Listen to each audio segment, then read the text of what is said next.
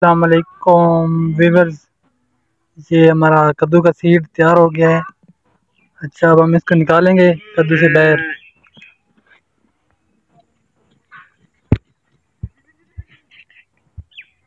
जी जी, इसको अब खुश्क कर लेना है हमने और खुश्क करके रख लेना है। ठीक है, अगले साल हम इसको काश्त करेंगे अगले साल के लिए।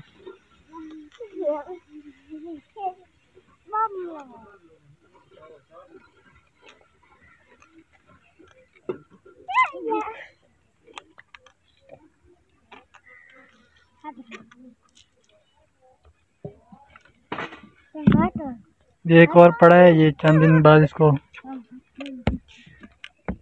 काट के इसका सीड निकाल लेंगे। फिलहाल ये सीड इसका सही नहीं बना होगा इसके अंदर।